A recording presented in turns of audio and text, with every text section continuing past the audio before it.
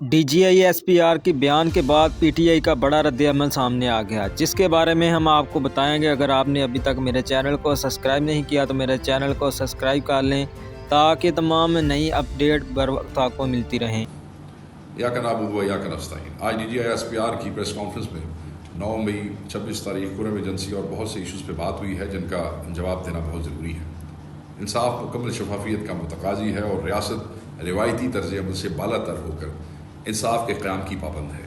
ہم یہ سمجھتے ہیں کہ پہلے سے طے شدہ تاثرات اور تصورات کی روشنی میں فیصلے سنانے سے انصاف قائم ہو سکتا ہے، نہ اسے بطور انصاف کوئی قبولیت میسر آ سکتی ہے۔ جزا و سزا کے فیصلے آئین کے تحت عدالتی نظام کے ذمے ہیں۔ دفاعی اداروں کے عدالتیں لگانے سے انصاف اور ریاست کے دستوری نظام پر نہایت مہلک اثرات مرتب ہوتے ہیں۔ یہی وجہ ہے کہ فوجی عدالتوں کے نہیں، آزاد آئینی عدالتوں کے فیصلے ہی دنیا میں قبولیت کا درجہ پاتے ہیں۔ ملک میں انتشار اور کشمکش کی بنیادی وجہ ریاست کے طرز فکر و عمل اور بیان و اظہار میں سنگین نوعیت کا بگاڑ ہے، اور ہمیں سمجھنا چاہیے نہایت ناقص، غیر حقیقی اور نفرت آمیز بنیادوں پر کھڑا ریاستی بیانیہ عوام اور ریاستی اداروں کو مد مقابل لانے اور تصادم کی کیفیت کو ہوا دینے کی بڑی وجہ بن رہا ہے۔ حکومت اور ریاستی فیصلہ سازوں کی ناقص پالیسیز پر تنقید اور عوام کی جانب سے اپنی آراء کے اظہار کو انتشار یا ریاست مخالفت کی اینک سے دیکھنے کی روش پاکستان کے لیے تباہ کن ثابت ہو رہی ہے۔ میں دوبارہ کہوں گا کہ ہمیں اس پہ دیکھنا ہے، ہمیں اس پہ غور کرنا ہے کہ یہ کتنی مہلک ہے۔ پرامن احتجاج ہر سیاسی جماعت کا حق ہے، آپ نے بار بار کہا، تو ہمیں اس سے محروم کیوں رکھا جا رہا ہے؟ ہمارے راستے جو ہیں وہ کیوں بند کیے جاتے ہیں؟ ہمارے راستے میں کنٹینرز کیوں لگائے جاتے ہیں؟ کیوں فورسز کھڑی کی جاتی ہے؟ کیوں ہمارے لوگ اٹھائے جاتے ہیں؟ کیوں انہیں پابند سلاسل کیا جاتا ہے؟ کیوں انہیں بولنے نہیں دیا جاتا؟ آرٹیکل 245 کیوں لگایا جاتا ہے؟ راستے بلاک اور پرامن اور نہتے کارکنوں کو گرفتار کر کے شرپسند بنا دیا جاتا ہے۔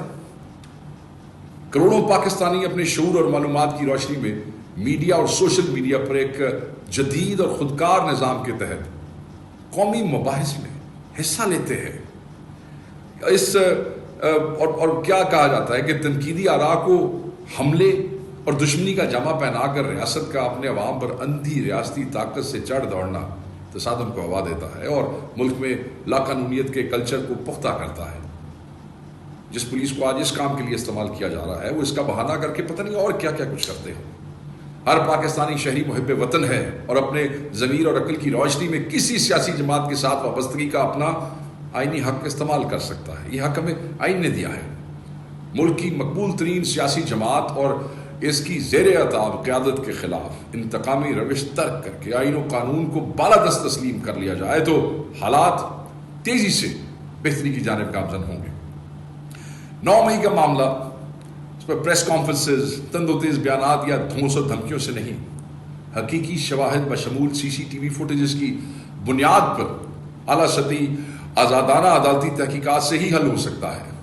خیبر پختونخوا کے حوالے سے بات ہوئی، کرم کے حوالے سے بات ہوئی، اور میں اس پہ یہ بتانا ضروری سمجھتا ہوں کہ خیبر پختونخوا واحد فارم 45 والی عوام کی نمائندہ حکومت ہے جو گورننس کے معیار میں بھی باقی صوبوں سے بہت آگے ہے۔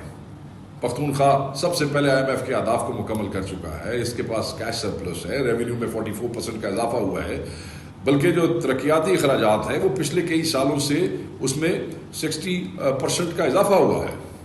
صوبائی حکومت کرم کی صورتحال کو قابو رکھنے کے لیے پوری طرح بیدار اور متحرک ہے اور ادویات کی فراہمی، افراد کے انخلاء، جرگوں کے ذریعے کشیدگی میں کمی کے لیے نہایت مؤثر کوششوں میں مصروف ہے۔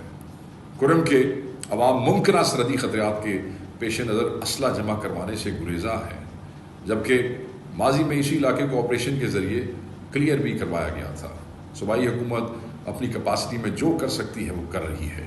محض زبانی جمع خرچ یا بیان بازی سے وہ ذات کشید کرنے کی بجائے ریاست ذمہ داری کا مظاہرہ کرے اور اپنی سوچ اور اپنے رویے میں سنجیدگی لائے، اور یہ جو اس کو تبدیل کرنا بہت ضروری ہے، اس سوچ کو تبدیل کرنا بہت ضروری ہے۔ ریاستی مشینری کی جو غلط ترجیحات ہیں، جو پرائورٹیز ہیں، ان کا خمیازہ پاکستان اور اس کے 24 کروڑ عوام بھگت رہے ہیں۔